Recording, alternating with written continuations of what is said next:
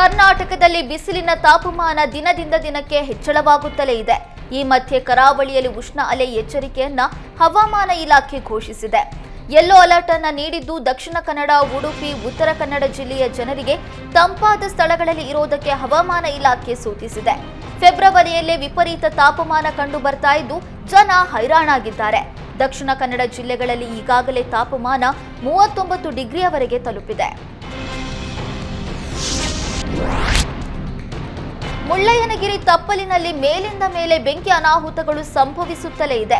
ಈ ಹಿನ್ನೆಲೆ ಚಂದ್ರದ್ರೋಣ ಪರ್ವತಗಳ ರಕ್ಷಣೆಗೆ ಅರಣ್ಯ ಇಲಾಖೆ ಪಣ ತೊಟ್ಟಿದ್ದು ಡ್ರೋನ್ ಮೊರೆ ಹೋಗಿದೆ. ಡ್ರೋನ್ ಕಣ್ಗಾವಲಿನಲ್ಲಿ ಮುಳ್ಳಯ್ಯನಗಿರಿ ದತ್ತಪೀಠದ ಗುಡ್ಡ ರಕ್ಷಣೆಗೆ ಮುಂದಾಗಿದೆ.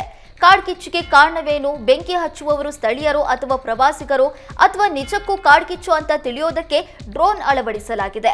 ಗುಡ್ಡದ ತುದಿಯಲ್ಲಿ ಬೆಂಕಿ ಬಿದ್ದರೆ ನಂದಿಸೋದು ಕಷ್ಟ. ಅಗ್ನಿಶಾಮಕ ವಾಹನ ಹೋಗದ ಕಡೆ ಅಧಿಕಾರಿಗಳೇ ಸೊಪ್ಪಿನಿಂದ ನಂಗಿಸಿ ಕಾಡನ್ನು ರಕ್ಷಿಸಿದ್ದಾರೆ. ಆದ್ದರಿಂದ ಸ್ಥಳೀಯರು ಪ್ರವಾಸಿಗರ ಮೇಲೆ ಹದ್ದಿನ ಕಣ್ಣಿಡೋದಕ್ಕೆ ಫಾರೆಸ್ಟ್ ಆಫೀಸರ್ಸ್ ಡ್ರೋನ್ ಮೊರೆ ಹೋಗಿದ್ದಾರೆ. ಫೆಬ್ರವರಿ 28ರಿಂದ 3 ದಿನ ಹಂಪಿ ಉತ್ಸವ ನಡೆಯಲಿದೆ.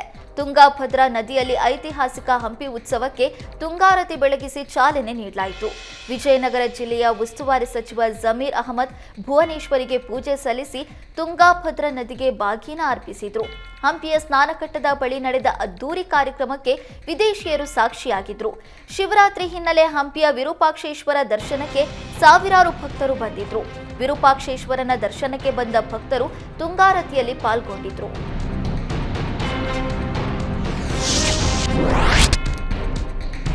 ಮಹಾಕುಂಭಮೇಳಕ್ಕೆ ತೆರಳಿದಾಗ ಅಪಘಾತದಲ್ಲಿ ಗಾಯಗೊಂಡಿದ್ದವರನ್ನ ಸಚಿವ ಈಶ್ವರ್ ಖಂಡ್ರೆ ಭೇಟಿ ಮಾಡಿದ್ರು. ನಗರದ ಬಿಮ್ಸ್ ಆಸ್ಪತ್ರೆಗೆ ಭೇಟಿ ನೀಡಿ ಚಿಕಿತ್ಸೆ ಪಡಿತಾ ಇರುವ ಗಾಯಾಳುಗಳ ಆರೋಗ್ಯ ವಿಚಾರಿಸಿದ್ರು. ಪ್ರಯಾಗ್ರಾಜ್ಗೆ ತೆರಳಿದ್ದ ಲಾಡಗೆರೆ ಬಡಾವಣೆಯ 14 ಜನರಿದ್ದ ವಾಹನ ನಿಂತಿದ್ದ ಲಾರಿಗೆ ಡಿಕ್ಕಿ ಹೊಡೆದು 6 ಮಂದಿ ಮೃತಪಟ್ಟಿದ್ರು. ಅಪಘಾತದಲ್ಲಿ 8 ಜನ ಗಂಭೀರವಾಗಿ ಗಾಯಗೊಂಡಿದ್ರು. 7 ಜನ ಗಾಯಾಳುಗಳಿಗೆ ಬಿಮ್ಸ್ ಆಸ್ಪತ್ರೆಯಲ್ಲಿ ಚಿಕಿತ್ಸೆ ನೀಡಲಾಗ್ತಿದೆ. ಈ ಹಿನ್ನೆಲೆ ಚಿಕಿತ್ಸೆ ಪಡಿತಾ ಇರುವ ಗಾಯಾಳುಗಳ ಆರೋಗ್ಯ ವಿಚಾರಿಸಿದ ಖಂಡ್ರೆ ಗಾಯಾಳುಗಳಿಗೆ ಸಾಂತ್ವನ ಹೇಳಿದ್ರು. ಶಿವರಾತ್ರಿ ಹಬ್ಬದ ದಿನವೇ ಕೋಟ್ಯಾಂತರ ರೂಪಾಯಿ ಮೌಲ್ಯದ ಸ್ಫಟಿಕಲಿಂಗ ಪ್ರತಿಷ್ಠಾಪನೆ ಮಾಡಲಾಯಿತು. ಹಾವೇರಿ ಜಿಲ್ಲೆ ರಾಣೆಬೆನ್ನೂರು ತಾಲೂಕಿನ ಹಿರೇಮಠದಲ್ಲಿ ಸ್ಥಾಪನೆ ಮಾಡಲಾಯಿತು. ಕೈಲಾಸ ಪರ್ವತದಿಂದ ಸ್ಫಟಿಕ ತರಿಸಿ 9 ಅಡಿ ಎತ್ತರದ ಸ್ಫಟಿಕಲಿಂಗ ನಿರ್ಮಿಸಲಾಗಿತ್ತು. 7 ಟನ್ನಷ್ಟು ತೂಕದ ಸ್ಫಟಿಕಲಿಂಗವನ್ನ ಶಾಸ್ತ್ರೋಕ್ತವಾಗಿ ಪ್ರತಿಷ್ಠಾಪನೆ ಮಾಡಲಾಯಿತು. ದೇಶ ಮತ್ತು ನಾಡಿನ ಒಳಿತು, ಸಕಲ ಜೀವರಾಶಿಗಳಿಗೆ ಕಲ್ಯಾಣ ಅನ್ನುವ ಉದ್ದೇಶದಿಂದ ಪ್ರತಿಷ್ಠಾಪಿಸಿದ್ದು, ನಾಡಿನ ವಿವಿಧ ಕಡೆಯಿಂದ ಭಕ್ತರು ಬಂದು ದರ್ಶನ ಪಡೆದರು.